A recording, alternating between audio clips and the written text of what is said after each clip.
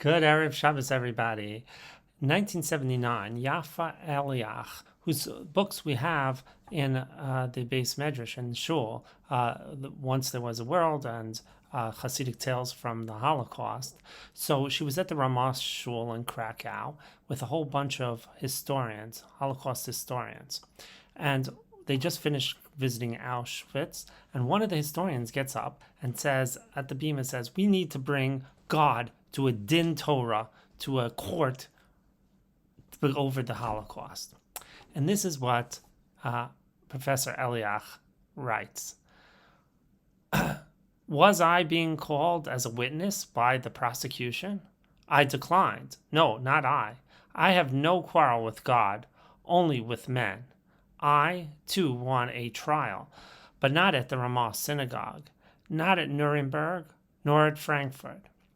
I would put on trial the Western universities and libraries for harboring millions of malicious words written against the ancient people, words like murderous daggers hidden beneath the cloak of science and truth, the propaganda of conceited little men. I want to bring to trial the pulpits of countless churches where hate was burning like an eternal light. I want to bring to trial a civilization of whom man was such a worthless being. But to bring God to trial?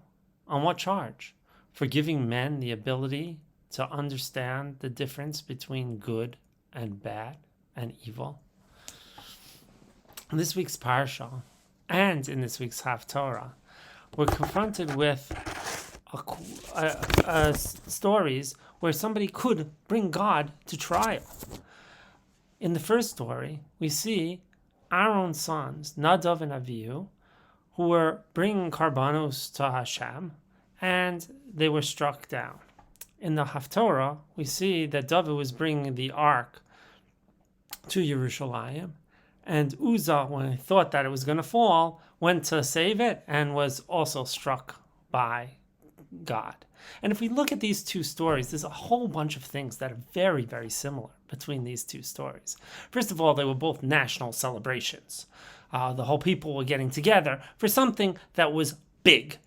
Whether it was the Mishkan or whether it was the bringing of the ark to Yerushalayim, both of them were big. It was like celebrating Yerushalayim and making it our capital. Also, in both the situations, we can have Hashem's revelation to us in a major way. Both situations, there was a very swift death because of something that happened that is hard to understand. In both cases, it's hard to understand. Chazal, the rabbis, are trying to figure out what did Nadav and Avihu do wrong.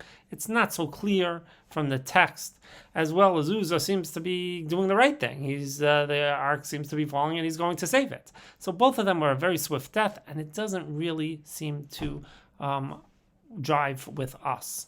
And finally, both of them were very high-ranking officials, whether they were Nadav and Avihu, the sons of Aaron, the Kohanim, or Uzzah, whose father, Avinadav, had the ark, and they were bringing it to Yerushalayim for him. So all these were very important figures, and they were all struck down. But yet, if you look at the responses in both these stories, you have Aaron, who was just quiet. He was quiet. He didn't say anything.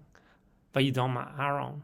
And with David was, first he names the place, for we shouldn't forget about Uzzah, Peretz Uzzah, right? He wants to remember the situation. And then he comes up with all these different rules of how the ark should be handled, so we have more covered for the ark and what should happen in the future when moving and traveling with the ark.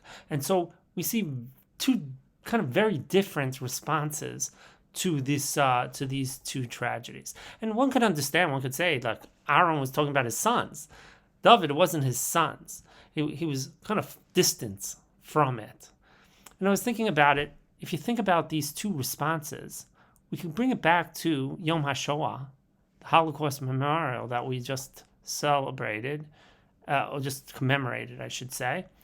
And in those situations, the first generation after the Holocaust, Vayidom Aaron, they had a lot of trouble speaking about the Holocaust. Thank God for Spielberg's, cameras going in front of people and other people having the courage to ask the right questions and it becoming more allowed to talk about the Holocaust stories, or most of it would be lost.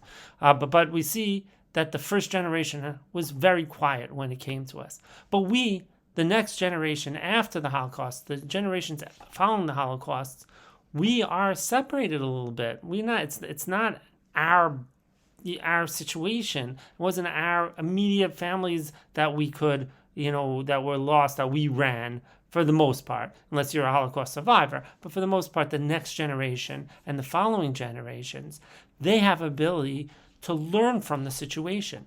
They have a responsibility to learn from the situation and to teach it to others.